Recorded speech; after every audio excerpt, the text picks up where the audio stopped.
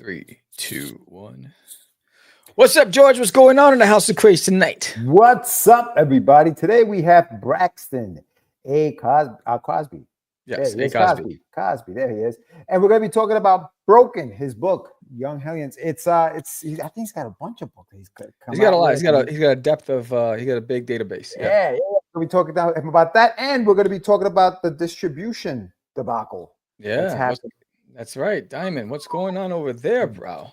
Diamond. So, with that said, let's get it.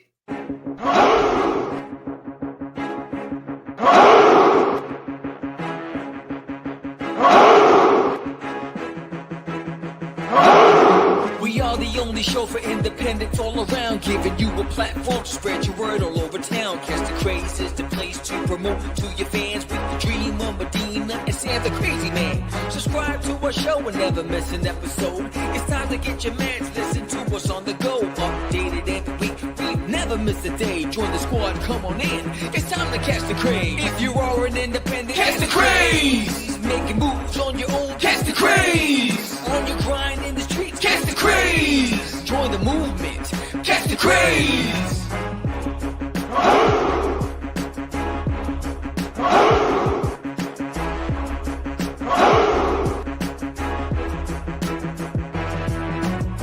Yeah, George, we did it again.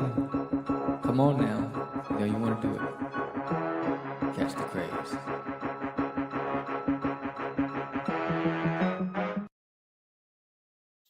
The Catch the Craze podcast. I'm your host with the most, Sam the Crazy Man Bearer, and I am with George, the Dreamer Medina. What's happening, everyone? Welcome to another exciting episode of Catch the Craze, March 11th. We're in March, and we are back live today. If you haven't done so yet, please subscribe to the channel, comment, like, do all that fun stuff. We're going to have another fun show for you guys tonight. We're going to be talking to another indie creator. Yeah, he's more than just an indie creator. He does a lot. A whole lot. Entrepreneur. He's an author. You know, he does books, comics, all kinds of stuff.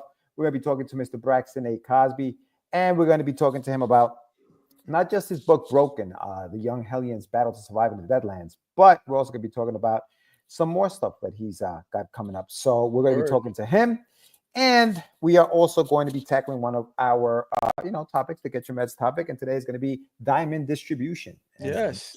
Thank you for reminding me, because I forgot to upload that one. Oh, nice. Yeah. What's up, Dan? Thank you, sir. Gilbert's in the house. Gilly in the house. Yes, indeed. Man. So man. So it's been quite a year. I've seen some of the shows. You and Mr. Aníbal Arroyo. Big shout out to him. He held it down. Royals down. He held it down.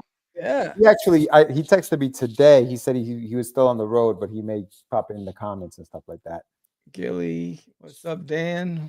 What up? What up? Nice in the house. Yeah, George is back. George was traveling the world. It's like Yeah, I pulled what's his name? I pulled Houdini. Dave, no, Dave Chappelle. Dave Chappelle. I went to Africa. Yeah. You know what I mean? I was out there. I was doing my thing. Doing my thing. Yeah, I was doing my thing.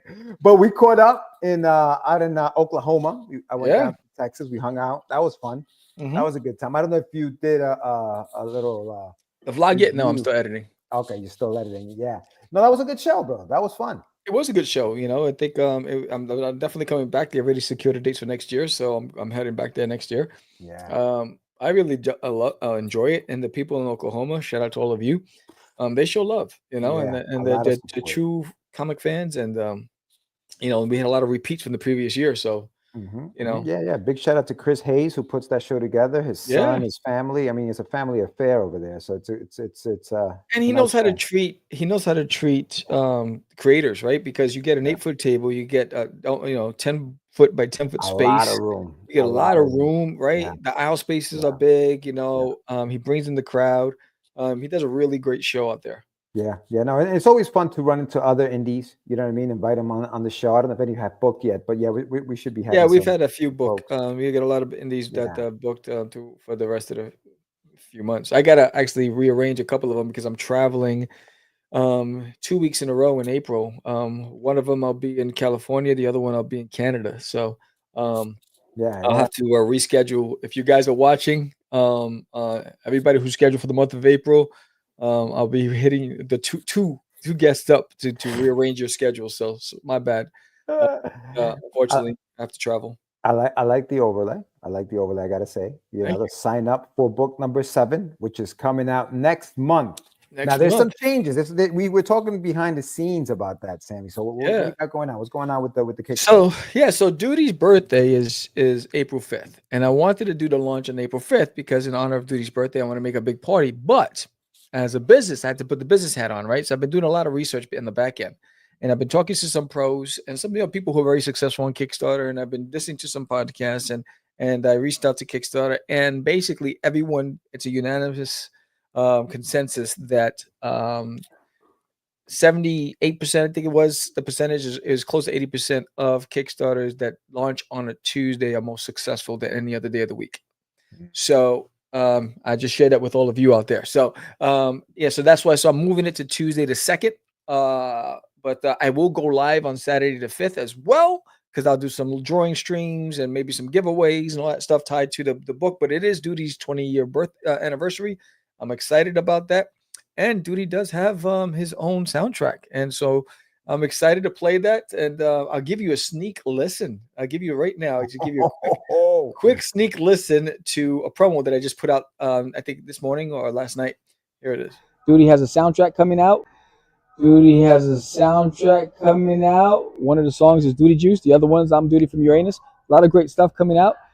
There's tons of fun. Duty the green alien trying to stay unseen. Herman thinks he's a jalapeno, bright and mean. But Duty's not a pepper, no, he's not that hot. He's just an alien trying to avoid getting caught. April 5th, launching on Kickstarter, 20-year anniversary. Only available on Kickstarter. Hit that link. Yes, so that was the hook to Duty soundtrack. It's called Duty from Uranus, and so I'm excited about this, and that'll be available on the Kickstarter. And that song is available for free based on which reward tier that you pledge to. So there's a specific level you need to pledge to get that song for free, or you can add it on. What you got? That's awesome. Thank you. Thank you. Oh man, no, that's good stuff, dude. That's good stuff.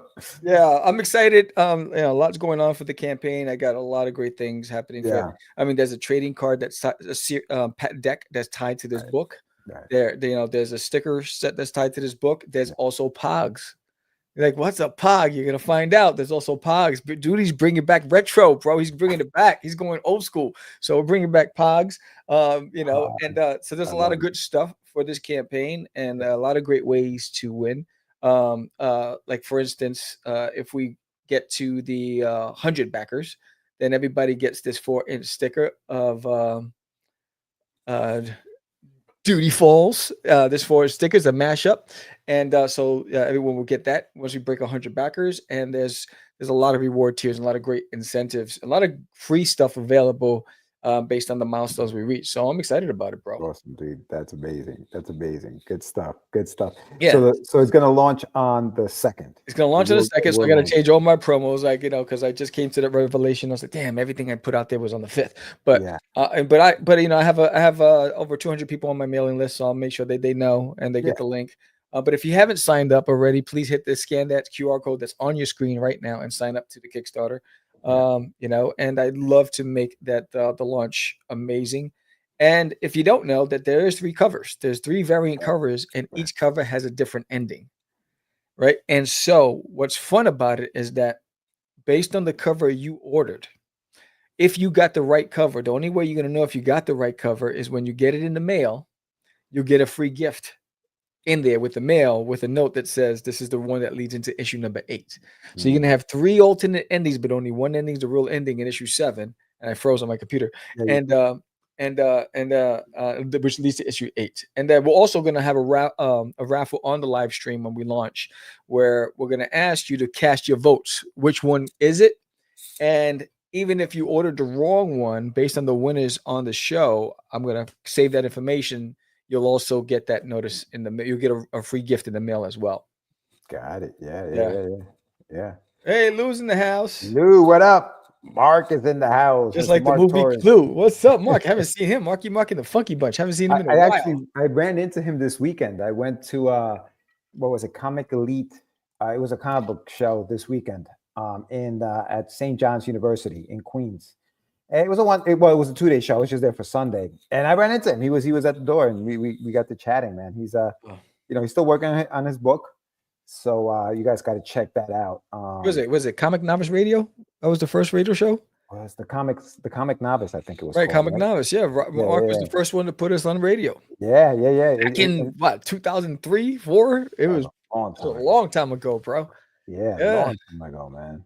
Yeah. No, so it was nice seeing you. It was nice seeing him. It was nice running into him. So big shout out to Mr. Mark Torres. Comic Novice, Comic Book Novice. Yeah. He's still doing his thing. He's still doing the show. So it came from the radio. If you guys haven't done so, check out It Came From the Radio. And Google it. Google It Came From the Radio. He's the only one. He's the only one. You'll find it. Yeah, he was. It was almost like finding new kids on the block back then. Mark gave us a shot on the airways, and we were hot for a minute. We were the hot boys for a minute, but it was good. It was good. Yeah, no, it's funny because you have, obviously the longest running indie podcast since like 05. But before that, baby. He was doing it on the radio. And like I remember like going to the studio, I was like, oh my God, we're on the radio, dude. Out on Long Island. Yeah. Oh man, it was we drove all the way out there. It was great. At night. Yeah. And we went to a diner to eat. Remember? Yeah, it was fun, man. It was the good old days. Mr. Michael Sammartino. I'm gonna see Michael in April at the Super Jersey Comic Expo or whatever. What's it called, Mike? I'm gonna see him. Jersey's got a lot of shows, bro. I get all these alerts on Facebook from Jersey, and I get emails from Jersey. They still think I live out in Jersey because I get these promoters sending me stuff. I'm like, I don't live out there anymore. They got tons. Yo, Mark says I missed that diner. I missed that diner. Yeah. Yes, sir. Yeah. No, Jersey's got tons of cons, bro. It's crazy. Every day I'm seeing a new one. Tons of cons. Yeah. It's almost like Texas. Yeah.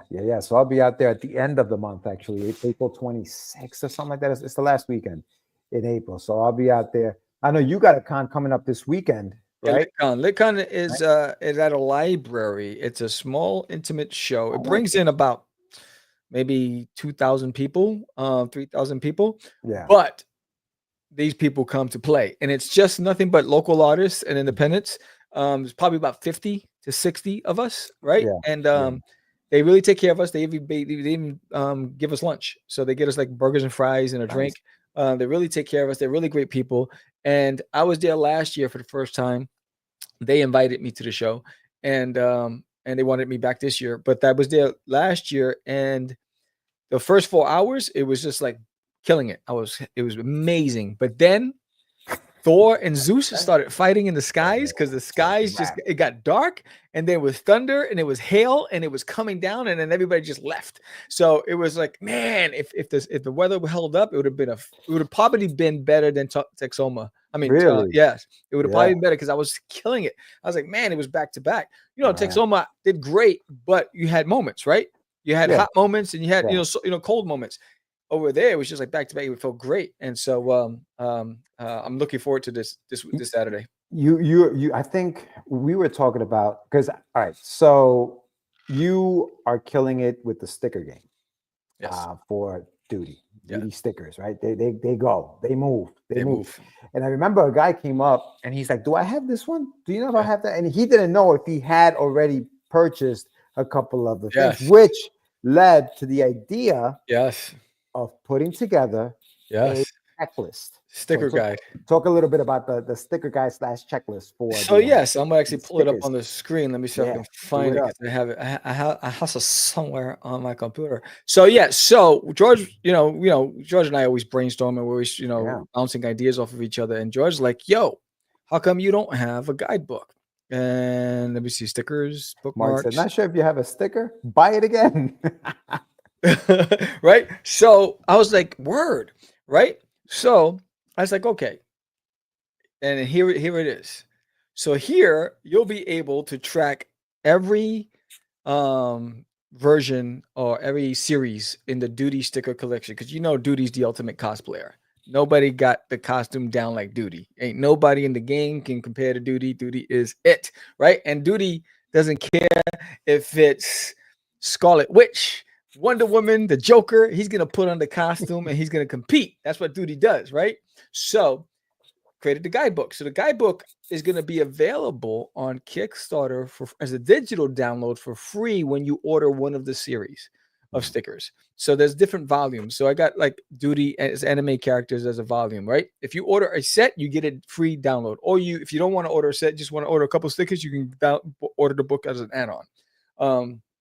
But you can get it for free if you get one of the series. So in this book is going to have everything that I've produced up to this date that you'll be able to track. So, and that's almost 100 stickers. Yeah. So you'll be able to track, and it's going to have date on it. Where'd you buy it at? When'd you get it? Blah, blah. So you'll be able to fill it out, your own book, whatever. So this is a digital download that you can have on your phone and take it with you anywhere you want as a free with any of the purchases on the campaign. Not sure if you have a sticker, but buy it. Buy it, yes. Sam, did you Atreyu? Oh, I got a Never Ending Story one. I don't have a Atreyu. I have Duty. Yeah, yes, but I have yes, I have one. Yes, I do. Wait, I've done so many. It's hard for me to remember. Yes, I do. Wait, that movie's coming out, Michael? I didn't even know that movie. Yes, they got a remake coming out. Yeah. Oh, yeah. Shoot, a Never Ending Story. Yeah, man, I can't wait. That should be interesting. That should be interesting. But yo, Sam, let's talk a little bit about what we came to talk about today. Yeah, before we get our guests in the room. We gotta get our meds. Let me see. It's been a minute. It's been a minute. It's been a minute. That thing's in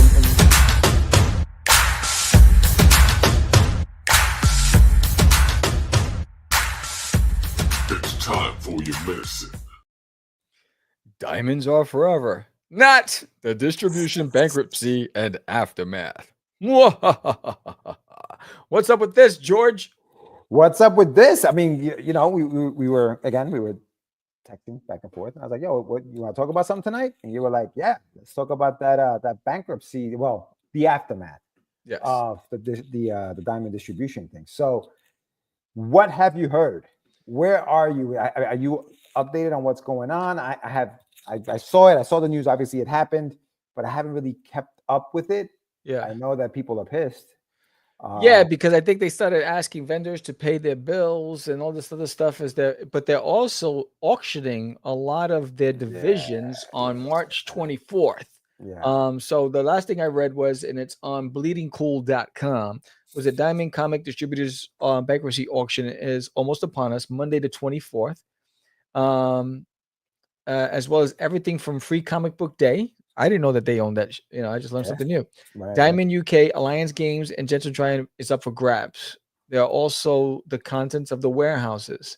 What I heard was they recently released or sold at nickels, pennies on a dollar, a lot of premier or premium variant covers. Wow. That the retailers are buying for $5-10 a pop, and they're selling it for $50 to $100. So if you already got those covers, now the market's going to get flooded with all these things because now they're not, they're just flooding it. So I don't know if it devalues or depreciates yours or because of the volume that's hitting the market. But that's also something that can impact the whole bit.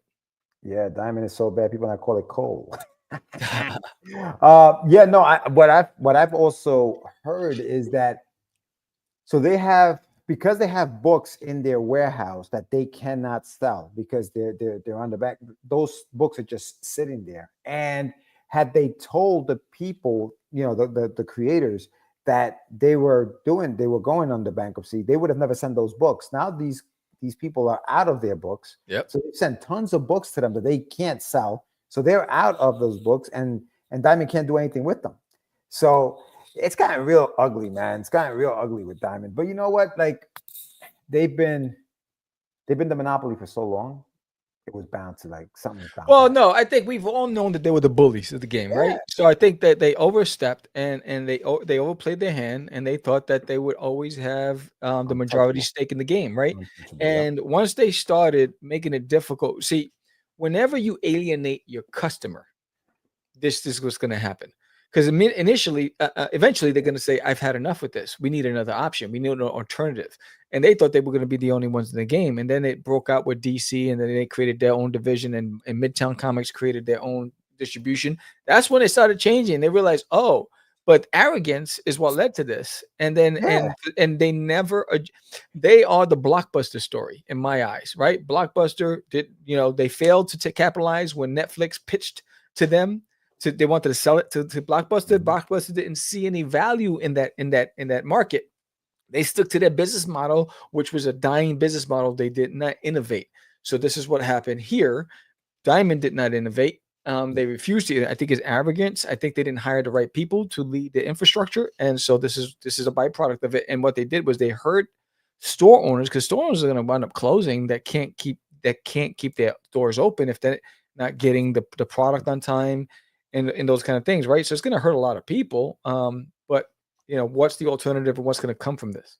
Yeah, I mean, it's already happened. I think a lot of people have already been hurt by it. A lot of stores have been hurt by it. I used to work for Blockbuster Video. Sam is on point. Yeah, they should have known. They should have known better. Yeah. Should have known better. But and the same thing with Diamond, right? As soon as they lost Marvel and DC, they took a hit. That was when it started to tumble, because as soon as those two left, I mean, obviously it's Marvel and DC. Yeah. They now were like, holy cow. Remember like going through Diamond, dude, when we first started doing this way back in like 03. They're like, back up. It was impossible. It was impossible to get in. They made it so difficult. I think at that time you had to have $1,500 just to promote. You needed to buy an ad. Right. You needed to have a certain amount of income in your bank to be able to, for first orders and back orders. You need to have a minimum, all these things. So they had all these requirements for the little guy. They didn't have a different business proposition for the small guys as they did for the big guys, and that's where they also failed, right? You have to have a division that takes care of the small independent, and a division that takes care of major publishers. You can't treat them the same. A one size fits all doesn't work, and they didn't tailor their approach. No, and now the thing is, I wonder now how stores are going about ordering their books, because obviously Diamond was a one-stop shop at one point, right? Now you got Lunar, now you got these other distributors, that now the stores now have to do more work, in the sense that they have to go into the different websites to order the books that they want. I think a lot of smaller distributors are going to come out from this, which is good. Big shout out to Filbo Publishing, who now has a division of distribution that they're starting up. Yeah. So that's coming out. That's actually starting up at the end of the year. But yeah, you're gonna get a lot of that stuff. The thing is, now it's about the stores buying into that. Yeah. And the problem I have, the only problem I have is I'm going to put on the different hat. I'm not going to put on the independent hat. It's one of the things it's one of the reasons why I never signed with an independent publisher, and I've had a lot of different inquiries and offers. Because I look at the long game. I want to look at, can you do for my project what I can do, what I can't do on my own? If you can't, then I'm going to wait until I find the right partner, right? And so I think what happens is this is going to open up the doors for a lot of people with aspirations. But do you have the capital, all right? The insurance, right? What are the liabilities? What are the costs to the independents that's gonna enter this relationship, this business relationship? All those things, those variables that need to be secured before you go into, because it sounds good, because I think everybody wants their books in the market, right? But you don't want it to hurt your pockets, and you want to make sure you're smart. And so what I say now, there's so many avenues for the independent where you don't have to pay a dime. Upload it to Amazon, do print on demand, all these things where you're not going to feel the effects of it. You just benefit for it. Yeah, you're not going to get premium payouts, but at least it's in the market until it could pop. You can start getting readership. The right person sees it, and then you might get picked up by a publisher. But I think there's so much risk right now, because it's going to be a lot of players entering the game. You got to pick and choose who you're going to partner with. See, I think for me, because I was looking at just the numbers, like if I had to produce a comic every month, right, and that's for anybody, you're looking at about thousands of dollars a month to produce a comic independently, right? The good thing about something like, for example, Wonder Duck, for example, is that I have 8 issues and they're done. They're completely done. Covers are done. So I'm not really spending any money on that. So now what happens is, let's say, for example, with Filbo, right, with the distribution, he's got a list of stores that he's going to reach out to, right? And let's say stores decide they want my book, right? Boom, put the order in, do what we have to do, decide what the break even is and all that other fun stuff. But I think for me, I don't have to worry about, oh man, am I going to be ready for next month? I have the book. The book is done. Yeah. You know what I mean? And that's the thing. Those are the things you got to take into consideration is how much of your book is already done. If it's an ongoing series, it's going to be tough to do that because you got to produce that every month. Well, every month. And you got to be, if you're going to go that route where you're going to produce, you're going to come out your own pockets, offset printing, right? Yeah. It's just through large orders. You're just going to have the finance. You're going to have to save the money to have it. And then you got to remember, all depends on the contract. You know, if they have a buyback program, or if they don't sell and they expect you to buy it back, I wouldn't take that agreement and say, no, I give it to you. It's not in your hands. Your job is to sell it. And, you know, you sell it at a discount, whatever. I don't want that buyback program. I'm not doing anything. What is it called? What's that, where you get paid when, on consignment. I'm not doing it on consignment. You're going to pay me up front, you know, those kind of things. Once it's off my hands and your hands, I want to check.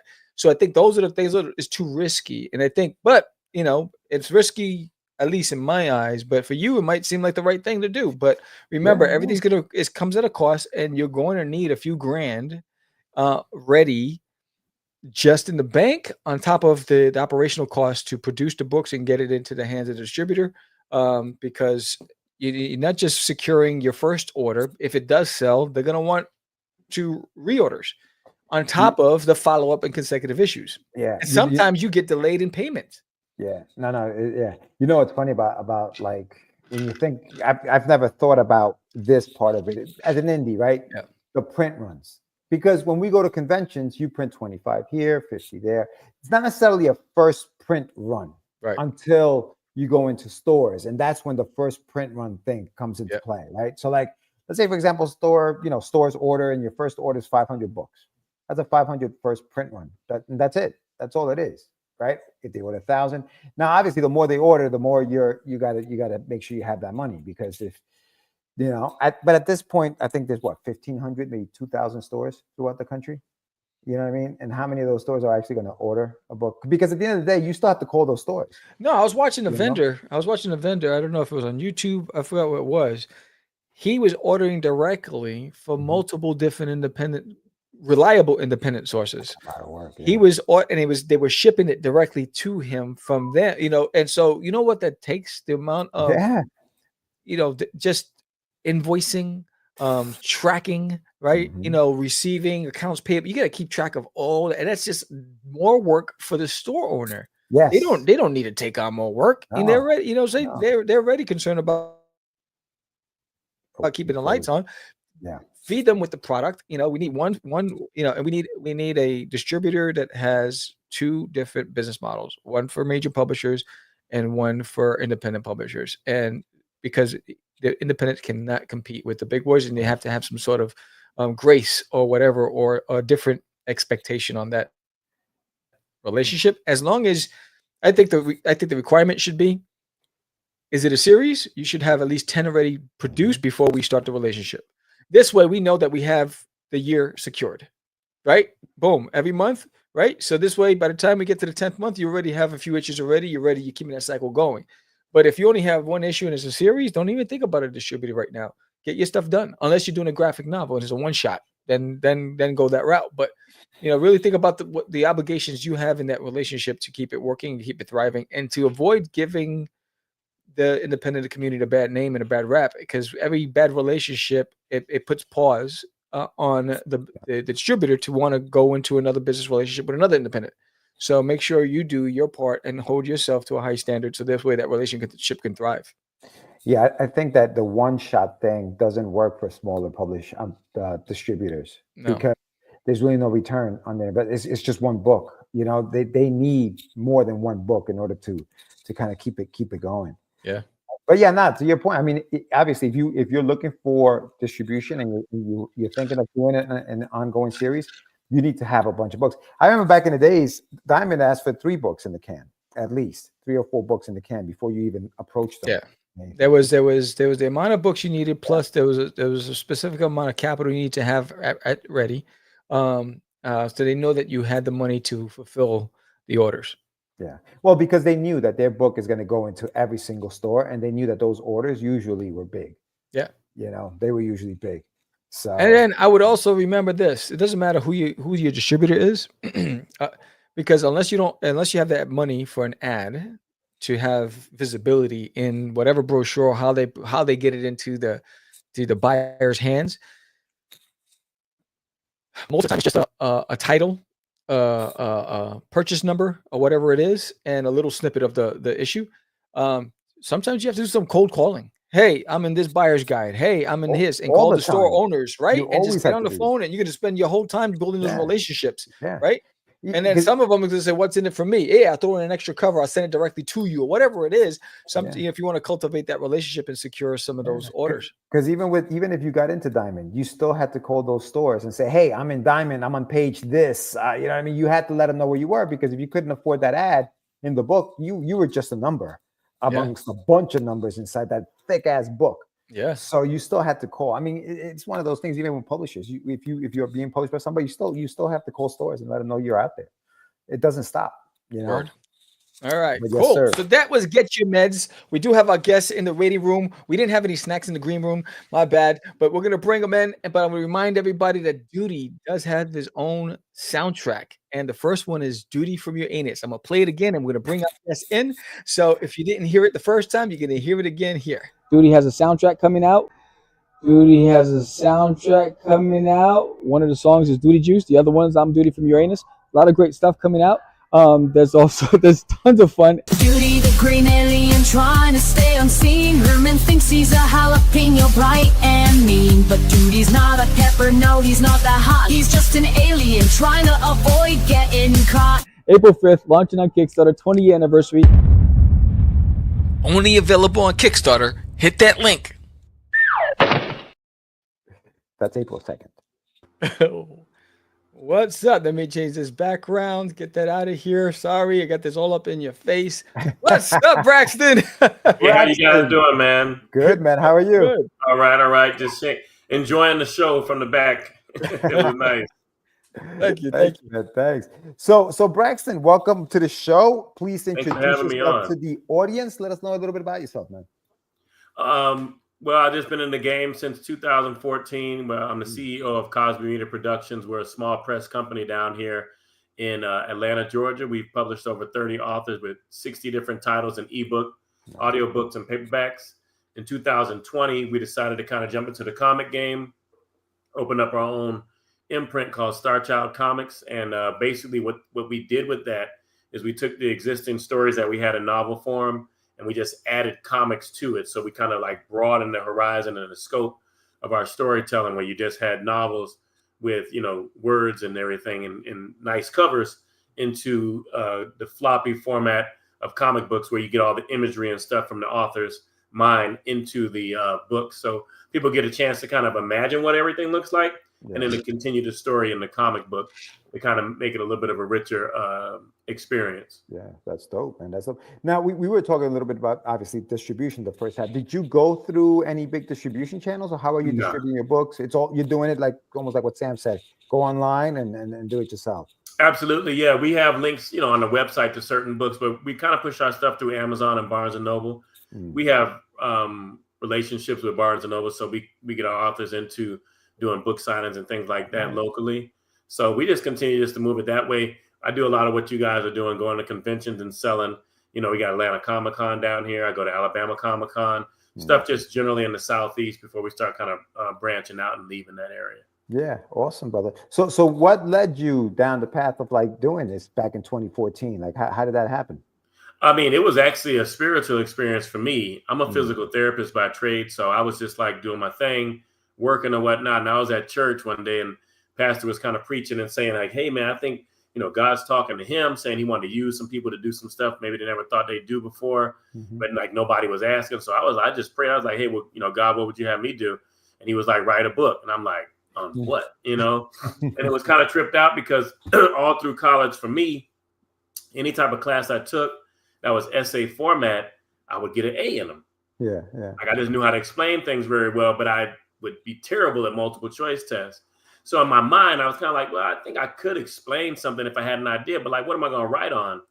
and I don't know about you guys, but I'm big into pop culture and the old school stuff. So I've looked at films and TV shows and all that good stuff. And he was like, anytime you see a movie or something that you really liked, and you was like, man, it was cool, but I wish they had done this with it.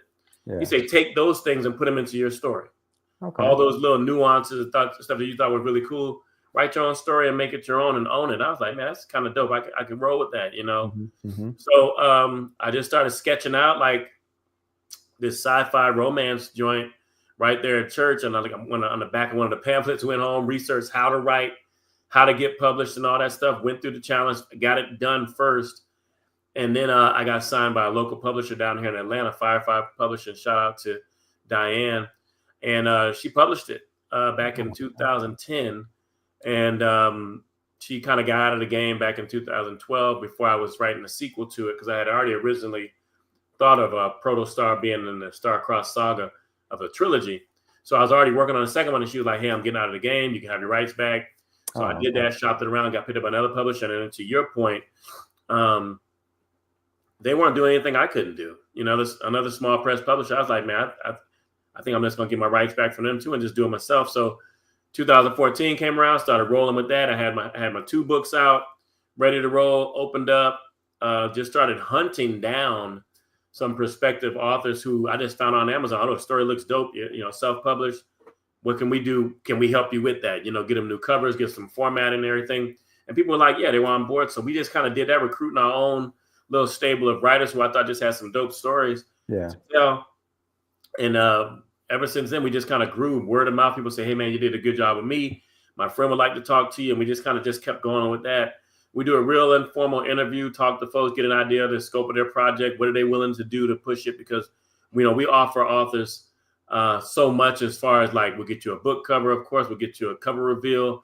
We'll do a press release, book launch for you. We even give you a book trailer. But after that, you got to run with it. You got to be the best advocate for your story. So when they agree to that, we go with it, and we've been successful. We've been real happy with the numbers we put out there, just kind of getting people to read and picking up new fans every time we get a chance. And, for myself, I'm up to book number 20. Wow. So it's been crazy just writing that many books and novellas, Insane, yeah. all that stuff. It's been really dope. Nice, man. So what genres are you writing in? Do you have a specific genre, or do you kind of like experiment with different genres? Like for me, I love sci-fi, so I kind of stay in that wheelhouse, but I've drifted off. I've done a lot of stuff. I've done some I did a autobiography. I did this trilogy series of called My Life and Story, where basically I speak to the personality, and they give me all the notes on their life, and we basically just write this whole non-fictional narrative with some fictional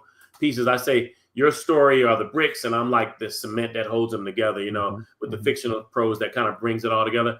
I've done Mike Clemens. He was a Dove Award winner for he was making music in the secular realm for a little bit. Then he ended up getting a Dove Award when he went into Christian music. Worked with Gail Devers, who has her story. She's a ex-Olympian, world champion in track and field. And I also worked with Christian Alexo. He was the first Black Indy NASCAR driver. So it was really dope. I've done that. I did my own book, Fat Free for Life, which is a health book that I wrote, being a physical therapist. And I've got superhero fiction, dystopian fiction, which is the latest with Broken here. And we built our own superhero universe called the Cosby Media Productions Dedicated Superhero Universe, which is a CMP DSU. 6 different authors, 18 different superhero novels. We're up to 6 comics now. And we just kind of keep growing that whole series out. So it's been great, man. Just you guys know how it is, man. You just want to create something and give it out to people that they dig it. They come back to conventions and, hey, man, you back this year? What else you got? Kind of a thing. Right. So it's nice. For sure. I know that I was listening. I think of maybe another interview that you were doing about Broken, about the book the book behind you there. Yeah. And it's for young adults, I think, is the age group. Why writing for that age group, and how did you come up with the story? 2 things. One is a young adult's not young adult anymore. When I first kind of rolled back into writing, when I did Star-Crossed Saga, that was a young adult series. So I started reading more young adult. And I was like, man, this is like young people. I realized young adults demographic is like 18 to 35. It's not even for the young folks anymore, to be quite honest. That's more like middle grade. So for me, this story was a personal story for me because I got 3 girls, and I just wanted to kind of write a story for them, using their personalities, their voices, and their ideas. Just writing a story with a Black female lead who reflects them as most as positive as I can, but also struggling with a lot going on. She's got mental health issues. And I kind of say this like a love letter to my girls about like, hey, the world may turn upside down, everything around you just fade away. You may lose friends, family, and everything. But if you brush yourself off, you can wake up the next day and try to get back out there and grind and make something better for yourself. So that's really like the overall arcing message of the story. But to your question, Broken is this dystopian story. I kind of got into this. I wanted to write something dystopian. I hadn't jumped into it yet. So it was like, hey, the year is 2035, all out nuclear war. Nobody knows who pushed the button first. But of course, obviously I do because I wrote it. But we know that that 70% of the population of the planet was destroyed in the all out nuclear war. Those who remain moved to the coastlines for fresh water just to try to survive, put the pieces back together. The world economy is gone. Obviously, money has no value. So there's one conglomerate called the establishment actually comes out, and their job is to basically take people and reenact slavery all over again. And what they did is it's a class-based system. So if you don't have anything, they basically just enslave you, and people become currency. So they trade them amongst all these little slave pods that are in these districts around the world. Kisa has been separated from her parents, and she's now become a surrogate parent to her little brother, Kieran, who's only 11. She's 16. So while living in the slave pod, we now start to build this world out of Broken, which is basically this desolate wasteland. You know, a lot of the vegetation has been destroyed from the atomic nuclear blast. And for people who ingest the ashes of the nuclear fallout, a couple of things can happen. One is you turn into mindless zombies, which are basically what we call ashers. And they're really fast. They move like a hive mind, and they always have one leader. Mm-hmm. We also have people who kind of get real wild and crazy, like the characters you might see in like Mad Max, like a Borderlands video game, where they just pillage the land for resources, and they'll kill you on sight and just kind of surviving on their own. But they're called the Hoarders. But then we also have an elite group, 1%ers, people who have special abilities kind of unlocked, and they're called alphas. And as you read the novel, you start to realize that Kisa is kind of giving off some of these signs that she may be an alpha as well. So the whole thing comes together with her trying to escape the slave pod and find her destiny by hooking up with this group that she hears the rumblings of a resistance that is trying to overthrow the establishment. So yeah, so it became a really, really great story as I kept pushing through it and come up with these great ideas and trying to put everything in there. Her dad used to taught her how to throw knives, which are the kunai blades. So she was also a gymnast, so she's got that little element in her. So we get a little action in there and stuff too. Yeah. The first book got a lot of great accolades. I was really proud of it. 5 stars for readers' favorite. It was best book, fall book of the year back in 2022 when it dropped. Nice. Online Book Club gave it 5 stars as well. Lit Pick Teen Book Award, and also Literary Titan Book of the Month. I ended up, like I told you guys, we do books and novels, right? So what happened is I started matriculating into this realm of calling ourselves a hybrid publisher. We've got the novels from CMP, and we've got the comics from Star Child Comics. With that in mind, I rolled into doing the next book in the Broken series, but I did it as a comic. So you see, this is Broken right here, comic book form. And this just continues. The story picks up right at the end of the cliffhanger ending in book 1. And as you can see, Kisa's got the kunai blade there and the reflection of the 3 people in there. You can see the, let me see, I'm trying to do this backwards. The establishment here and the hoarder here, and then of course the asher. So because the first book kind of really jumped in with all the world building with the establishment and all the foundation of what the world is like, I thought this was a great opportunity to kind of give the action pieces of the zombie hunting, so getting the ashers really involved. So we kind of put the ashers in the spotlight and how Kisa has tried to unite with the resistance and how they're trying to survive. And then so the artwork that I had done in here is by Ram Silva. He's a very, very talented artist. He did all the art for me, and Julio Caballero is my colorist and letterer, and he just does an amazing job as well with some of the artwork in here. This is a real passionate emotional story. Cool. So a lot of the scripting that I did with this one, I wanted a lot of close-in shots in the panels to really kind of convey the emotion of the characters. I never once wanted people to just see it as a comic book, but as a real story. It's just in the medium that they can actually see all of it happening rather than having to read about it. So a lot of the shots were over the shoulder, floor up kind of shots, real dramatic lighting. So I was really pleased with that one. And then we just dropped the graphic novel, which is Broken Book 3. So I basically call these books 1, 2, and 3.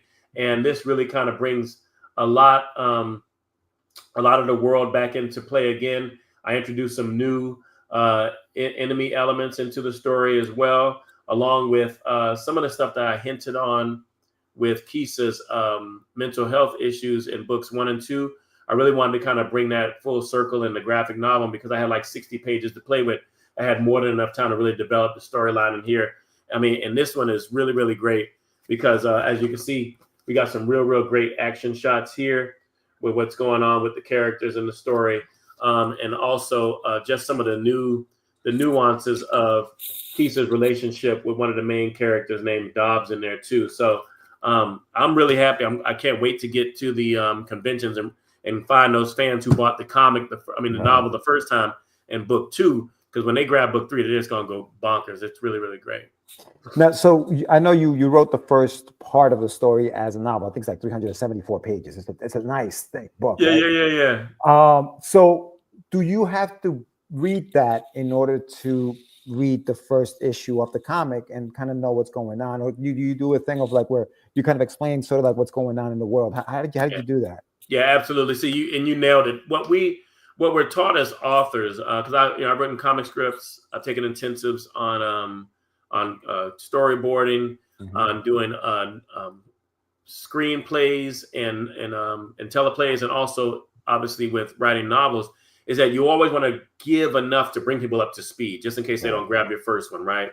So what I did with these books, like when Broken 2 opens up, it says following the events of Broken Book 1. So it really directs you back to that. And the way the story evolves in the beginning of the comic book, I'm using the characters' dialogue as the exposition. Right. So they're kind of bringing you along. So they're like talking. There's this discussion with the characters around the table, and they're kind of talking. And so if you didn't know anything about this, those first couple of pages in that comic kind of bring you up to speed about where we are. Gotcha. But still not giving you too much that you want to know what's going on. So as they're talking in the comic, there's a lot of references to what just happened to those characters, where they are now, what's at stake, what's the risk, and then we can roll on to the new story. What I did with the graphic novel is I basically gave you a whole one-page summary on the first page, following the events of this and that, where Kisa was with her band of heroes and yada, yada, yada. It basically just kind of catches you all up if you hadn't read books 1 and 2. So for most people, they're going to read if they just grab the graphic novel, they'll probably go back and get the books, but you don't necessarily have to. But I think in most cases they're going to. And then what we do in the back of our comics is that we give people a catch-up opportunity where, if you didn't get it, I'm trying to see what's right. If you didn't get it, like here you are right here, we give you a QR code you can scan and go pick up any one of the books in the series to kind of catch up. And we do that with all of our comics. So if you're buying Still Rain, there'll be a page you can go grab, a QR code where you can go ahead and grab the novel as well. We got Kaio's Champions, Majesties of Canaan. That's our superhero series there. He has the 2-book series with a comic. We have Daniel Payton with a 3-book series of Bark with a comic.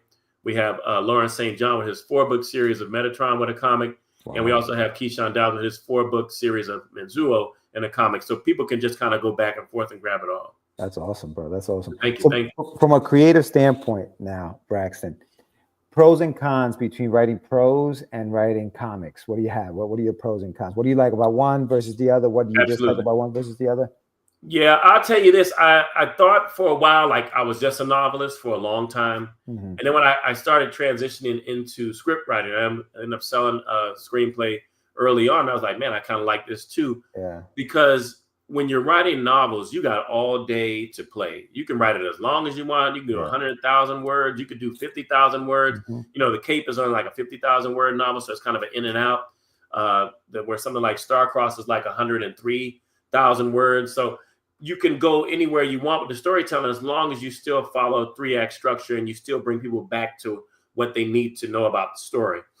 In screenplay writing and comic book writing, it's a lot more aggressive because in a comic, you may have only 20 pages, 24 pages, 18. Some people drop down that low, or you might have 27 in a comic book. Each page matters and every panel is very, very important. There's no throwaways. When you do screenplay writing, every page, every scene, there's no throwaways. So everything has to be intentional. If I introduce a character, that character better be doing something. You know what I mean? If I turn up the tension in this one scene, that scene better mean something to the story later on. So I feel the same way when I write the comics. As I'm on these panels, I'm like, this panel has to do something. I just can't have a pretty panel just sitting here. I'm showing the reader something for some reason, and it better have weight to it, you know? Yeah. So in comic writing, you're also thinking about pages being turned, you know? I've got 2 pages open. So the reader's going to cheat. So you can see both of them, you know, at the same time, decide what they want to read. So you want to give them something really nice when they open up. But if I'm trying to give them a little bit of suspense, that last panel on the bottom right of the right page, when I turn, needs to lead me into the next page. So as you're writing, you're constantly thinking about how the format, the layout, the panels are before they even turn pages, you know, so it's so strategic. And when you get done writing it, I will honestly tell you, when I'm done with the comic script and I turn it into the artist and they do their magic with it, it's like almost having a child, you know what I mean? Like you just create that thing, you put that thing together. And when you get it in your hand, it's like, man, I wrote that and they killed it. You know, once you go back to the edits and make sure everything is clean, because if you do it the right way, you can still squeeze 3-act structure into a comic book and make it an amazing story that people kind of feel like it's a one shot, but they want to read more. You know what I mean? Yeah. No, I think that's part of the beauty of creating with somebody else. Also, I always say when I get pages from like an artist, it's like Christmas morning, bro. Like open up that email and you look to see what they did with your words. You're like, absolutely. I mean, like it's just such a satisfying feeling to see that. So right now you have a lot completed. What are you working on next? What is your next project? So you know, Broken was done with the 3 books on the next iteration. So I keep changing the type of book that it is for Broken. So the next one's gonna be a novella where I'll return back to the roots of the story, get some more foundational stuff. That one I'm kind of toying with all of the outline right now. That will probably be out because Broken 3 just came out in November, like December, and I did the book launch at Barnes & Noble. So this year is all about cons. Broken is the thing. But with my superhero series, I had books 1 and 2 of the Cape. Cape Hellfire was the comic book. That one was done with inks and art and everything by a very talented artist named Bruno Obvious. He actually does DC's Cyborg series now. Oh, wow, so nice. The art in there is just dope. I got him when he was cheap. Now he's out of range now. So I was very blessed, but he did an amazing job. And he taught me a lot about paneling. You know what I mean? When I would just write stuff and then he'd come with some crazy design. I'm like, oh man, okay, yeah, I didn't know you could even go that route, you know, with the panels and how you could bleed off the edges and all this other stuff and just obliterate a panel, make it a whole page, but then have panels that lay on top. So he taught me just from his artistry and his skill set. So when I got a chance to do the sequel, I worked with another artist named Marcelo Salazar. He did the second one for me so I could guide him a lot more on how I wanted these pages to look so they still mirrored the style that Bruno brought to Cape 1. So this year will be all about pushing that new one. Basically, that's the Fabulous 5, Cape 2, issue 2, along with what I have with Broken. So I have Cape and Broken being pushed all the way through 25. And I got this new kind of a top secret project I'm working on right now, which is based in historical fiction. And I've already got some of the, I got one comic, which is like a backstory that kind of brings it's a duology I'm writing with a novel and a comic at the same time. And the comic book is actually the intro to the story. So that's going to be all 26. When that comes out, it's just going to be crazy. Nice, brother. So what shows are you doing this year? Where can people right now we're, let me see, signed up for Atlanta Comic-Con. I've got a Georgia indie author coming up this month on the 22nd. If anybody's in Marietta, Georgia, come out and holler at us. It's going to be real nice. Let me see. I signed up for Heroes Con in North Carolina. Right. That's in on, June, right? I think that's in June. Yeah. They finally changed it from Father's Day. They were killing me with that. I was like, please Father's stop Day, dropping yeah. this on Father's Day. yeah. So they moved it. Thank God. It wasn't my request, but I think they kind of figured it out finally. Yeah, So I'm like really excited. Friday, Yeah. And MomoCon down here in Atlanta. I've also been looking into doing some stuff later in the year with Nashville has a book fair in late December. And also, like I say, Alabama Comic-Con is there. And I might just venture up to New York Comic-Con this year. I'm not really sure yet. There you go. When is Alabama Comic-Con? When is that? September. That's in September? Okay. But there's a couple of things we got, which I guess I could drop it on y'all's show now if you don't mind. Yeah. We are getting into manga, right? Okay. So we've got this author who has done some stuff in the Bram Stoker universe of writing comics and novels. So he basically has this new IP that he's doing called Nexus Astrum, and he's going to write it in a parallel. The manga novel is going to be talking about the origin of Nexus Astrum, and that's like 30 years before the events of the comic. So he'll be writing those in parallel as we're doing. So we basically have the novel and the comic. So obviously we're attacking the anime stuff right now. So those conventions, we've got a huge one down here in Atlanta called Anime Weekend, and also Japan Fest. So we're like really excited to get that going this year as well. And like I say, it plays really nice because what I'm writing with the duology is actually in that same manga genre. So we'll just bring that back around again next year. So nice, dude. Nice. Yeah, I may hit up Alabama in September. I've never been to Alabama. It's a nice. Where are you at? I'm in New York. Okay, yeah, Alabama Comic-Con is really nice. I think it's a 3-day. And there's a lot of great fans down there. Really? All right. Yeah. See, those are one of those states that you don't even think about, you know, going, especially when you're up here in the Northeast. Absolutely. It's all like the tri-state area, and like, you know, it's Chicago or it's California or Texas. Right. You always think of those big states. Yeah. You never think about the Alabamas, the Mississippis, you know what I mean? Like South Carolina. South Carolina, yeah. South Carolina has South Carolina Comic-Con. I couldn't make it this year because I'm coaching with my daughter's track team, but that convention is really nice. I couldn't make it this year, but I'll be back next year. Yeah. See y'all, South Carolina, Greenville. I'll be back next year. Yeah, Braxton, man, this has been amazing, man. Thank you so much for coming on, dude. We really appreciate you. Now you have the @Braxton Cosby. Is that your what handles that for? Instagram. Okay. But if most people want to catch up with us, it's www.cosbymediaproductions with an s.com. Yep. That's where they can get anything. You'll see the links for our X, for our Facebook, for our Instagram. That stuff links to me too, so people can see what we got going on. We got our newsletter coming out tomorrow with some new news about us, an interview I've done, and a review on one of our latest books. So yeah, just check us out, man. Come and hang out. We got some great stuff. I feel like if people are readers and they like comics, anything, they're gonna find something on our site that they'll like. Awesome, brother. Awesome. Yeah, the links are in the chat for everybody watching. And thanks a lot, Braxton. Appreciate you coming through, man. And we'll definitely catch up. I'll see you down the road, man. Absolutely, man. You guys reach out. Y'all have a good one, man. Take care. Thanks for having me, brother. Thanks, man. Later. All right, that was Braxton Cosby. Yeah, fantastic. Yeah, a lot of work. A lot of work. Got a lot. My man's busy. He's busy. Yeah. He's busy, man. That's good. I love it, man. This is. I've missed this. I've missed talking to people. People get so excited about their projects, man, and that's what sells it. You know what I mean? That's why we do it. You gotta be, but you have to be your biggest fan when you're doing this stuff. You know what I mean? When you're talking about your stuff, you can't just sit there and be like, well, it's it's okay. It's all right. It's okay, no, right? Yeah. Right, No, I know. I you know how I feel about those guests that come on and they just don't know how to sell their stuff. I'm like, why'd you come on? This is about you. Get happy about it. You sound like you're not happy. What's going down, James Brown? So I was like, but I love this. I mean, you get a lot of different creatives from different perspectives and different approaches.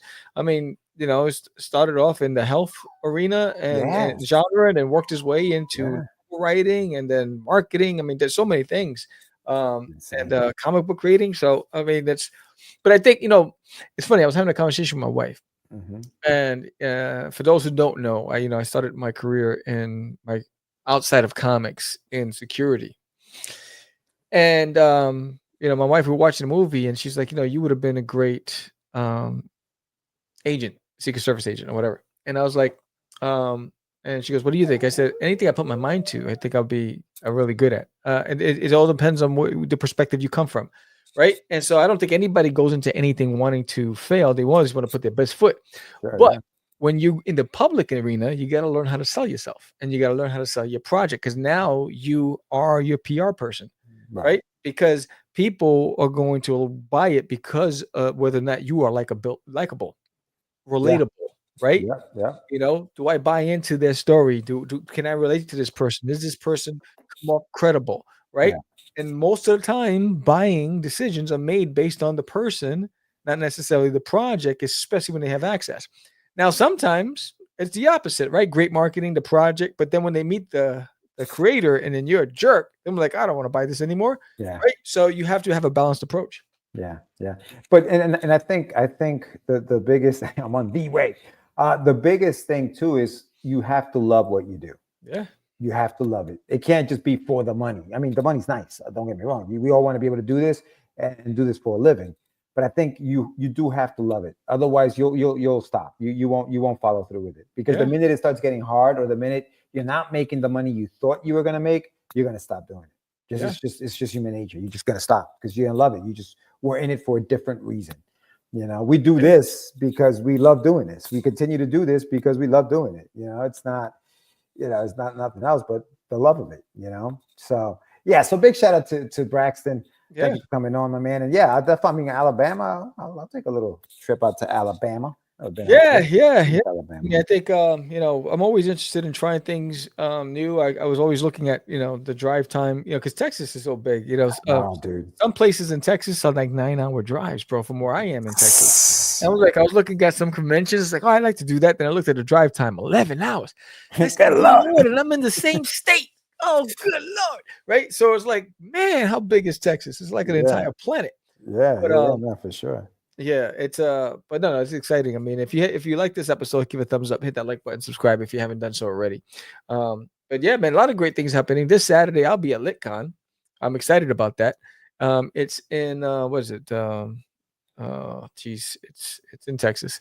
It's 20 minutes from where I am. I know that, and it's a one-day show. It's from 10 to 5, I think it is, or 11 to 5. Yeah. 10 to 5, and you know, it's an early setup, so I gotta, you know me, it takes about an hour and a half to 2 hours to set up my booth, so I gotta be there 2 hours before open. Yeah. So I'll be at LitCon, one-day show, and then no conventions until July, and then the Kickstarter. The Kickstarter launches. Have you signed up? Have you scanned that QR code that's on the screen? Have you hit that link that's in the chat? Right now we're at 47 people who have signed up to be notified when we launch in April 2nd. We're launching right here on Cast the Craze podcast. So we're doing a soft launch at 7:00. We have a guest at 7:30, and then at 8:00 a hard, you know, full raffles and all that stuff. So it's going to be a great night. A lot of great stuff. Just to remind you guys, I do have a promo trailer for the campaign, so here it is. Let's do it. All right, folks. Buckle up because things are about to get wild. Picture this, a quiet suburban home, the perfect setting for a cozy evening. Right? Wrong. Alan thinks he's got a ghost problem. But little does he know his house is ground zero for an intergalactic showdown. Alan calls in the ghost hunting pros from Nobu for you. These guys are legit, armed with EMF detectors and night vision goggles. But wait. Bobby, Alan's son, and his crew are on a mission of their own. They're convinced it's not a ghost, but an alien. And they might just be right. Enter Duty, the green alien causing all the chaos. Now, Duty is not just any alien. He's on the run from nasty piece of work, a fleet of alien pirates entering Earth's orbit. They want Duty back, and they're not playing nice. Meanwhile, Agent Doe, our no-nonsense government agent specializing in extraterrestrials, is hot on Duty's trail. At the same time, Herman the Chihuahua is losing his mind in his cage. This tiny dog is determined to catch the green visitor. Picture this. Herman barking his head off, Bobby and friends armed with makeshift gadgets, and ghost hunters stumbling through the dark. Oh, and let's not forget Agent Doe, methodically scanning the house with his high-tech equipment. Every corner of Alan's house is alive with mystery and excitement. The ghost hunters are convinced they've got a spectral situation on their hands. But Bobby's team is working every angle to prove it's an alien. Duty is desperately trying to stay hidden, dodging both the human and extraterrestrial threats. And just when you think it couldn't get crazier, the alien pirates make their move. Will Alan's home survive the ultimate showdown? Will Bobby prove his alien theory? Will Herman finally get his moment of glory? Stay tuned to find out. If you enjoyed this wild tale.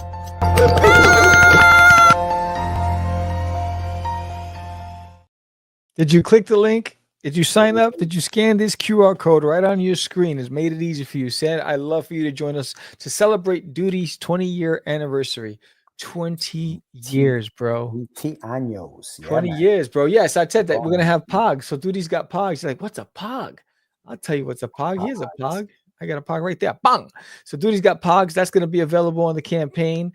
And here is the exclusive limited run trading card set tied into this book. So you got 4 cards. You got a premium card and a super duper premium card available for this campaign. So that's going to be amazing. And again, 100 backers, you go get this Duty Falls mashup sticker, 4 inches. If we get to 100 backers, everyone will get that sticker for free. And there's a lot more incentives for the campaign. It's his 20th anniversary. I'm also send in your art, send in your version of Duty to contact thecastofcraze.com by April 5th. And you will be featured. The first 20 that come in will be featured in the Art of Duty book, which is coming out in the fall, a 200-page art book, which is coming out the fall, will be distributed in stores. I already got 3. I posted it on social media. Shout out to everybody who supported. And I'm waiting for the next. I have, I think, 6 other people that have already reached out saying that I want to send my piece in. Send it in. You get featured in the book. And then join us for the live launch because there's going to be raffles. It's going to be entertainment. You'll get to listen to Duty's soundtrack. I'll be playing the soundtrack. I got Duty Juice. I got Duty from Uranus. I got Agent Doe. I got Poo Poo. I got a song about poo poo. So it's wow. It's gonna be a whole great fun night. Amazing. Good stuff, brother. Good yeah, stuff, man. Check out some of my stuff on getyourmeds.com. And I'll be in Jersey at the Super Jersey Comic Con in what is it, April? I think that's the only one I'm pretty much signed up for this year. I'm gonna go back to New York Comic Con. I'll be on the road to some of these conventions. I'll just be checking them out in some cases. And then at the end, let's see, the shameless plug. I'm trying to put that out in October. So I don't know. I'm debating, man. I don't know if I'm going to do a crowdfunding campaign for it yet. So we shall see. The first 32 pages of the book are done. So, let's see how it goes. I might be doing a crowdfunder for the complete graphic novel of Forbidden, the full color graphic novel in the summer. So so full color, new cover, the whole bit. So more to come on that. I'm still debating on but that'll come. But yeah, conventions for the year. Let's see. There's nothing. I canceled April and May, other than I'll be doing a book signing on Free Comic Book Day on May 3rd to launch Herman. He's got a story in an anthology that's coming out on Free Comic Book Day in stores in Texas, and I'll be in one of those stores doing a book signing. And then July, we got the RetroCon and Texas Latino Comic Con, and then August, Bell County. I'm looking forward to that. I love that show. Duty does great. September, College Station. I love that show. Shout out to everybody at College Station. I got amazing fans out there. Denton Comic Art. I love that one as well. Some great ones and some new ones. I'm doing Big Texas Comic Con and Bedrock City Comic Con. So those are new and those are some really good shows. Bedrock City is in Houston and they created that show to compete with Comic Palooza, and it's run by comic shop owners for independents only. So I'm looking forward to that. And it has I saw a lot of videos on YouTube, and it looks like it gets a big giant crowd. And so I'm excited about that one. No bells and whistles, no superstar celebrities. It's just about the community, bro. Awesome, dog. Yeah, that's good. Do we have a guest next week? Yeah, we do. Oh, snap. Their home over was it? Was it Calendly? Check it out. Calendly. Yo, Johnny, did you sign up on the Kickstarter? Stop acting up. All right, let's see. We have next week. Is it the 18th? Yeah. Yeah, we got Richard Davis. I think he was a repeat, right? Oh, yeah, Richard Davis. Yeah, the Dracula series. He had a Dracula book. A while ago. Before it actually, it's funny because before he actually got picked up by one of the bigger publishers, he was on the show talking about it. He was producing it by himself. Yeah, he's got a book called Angel Hunt. Yeah. I think that's what it is. What was the name of the Dracula book he had? So Kerry, if you're on this, Dracula. Yeah. So Kerry, I'll be hitting you up, Kerry. I gotta reschedule you, if you're watching. So we just gotta reschedule and find another date because I won't be here that week. What is that? What week is that? That is the last week in April. I will be in. I think I'm in Cali. Oh, okay. So yeah, I'll reach out. I'll be sending some emails out tonight, and you know, and we'll go from there. If I have to do some earlier shows, let me see. I'll probably try to get a couple people earlier, but we'll see. But yeah. All right, man. Well, yeah, it's been fun to be back. Thank you so much for everybody who checked it out. You should do a duty. What? Kango and Scully. I'd buy it. Oh yes. Yes. Okay. Yes. But yes, like, as George was saying, thank you everybody for coming out tonight. Yes. If you haven't done so already, subscribe, hit that like button. If you listen to us on any of the audio streaming platforms, you know, hit that algorithm, leave a comment, give us a 5-star rating, or head over to YouTube and subscribe. We are the OGs, the first independent comic book podcast in the game, founded in 2005, the longest running. We're approaching episode 600 very soon. We got to do something for episode 600. That's going to be a milestone. And yes, you know, when we grow, the independent community grows, and we can't do that without you. Thank you all for being so loyal and supporting us throughout these years. And we love the fact that you keep coming back, and that you trust us to be your source for independent podcast entertainment. And we hope that we fulfill your entertainment needs. And we look forward to interviewing a lot of new and up-and-comers in the game and the future of the comic book world, which right now is uncertain. But as long as there's creatives, there's always an avenue to go. So, yes, with that said, I'm Sam, the Crazy Man Vera. George, the Dreamer Medina. And we are out. It's just easy. It's not. Crazy. Acquiesce. No, I was talking about my friend Acquiesce. Say my name, right? This is what you were thinking? Oh, my. He described me. He said, I'm the What? Catch the Craze. You're listening to Catch the Craze. You're listening to Catch the Craze. To Catch the Craze. You are listening to Catch the Craze on Catch the Craze. You're listening to Catch the Craze.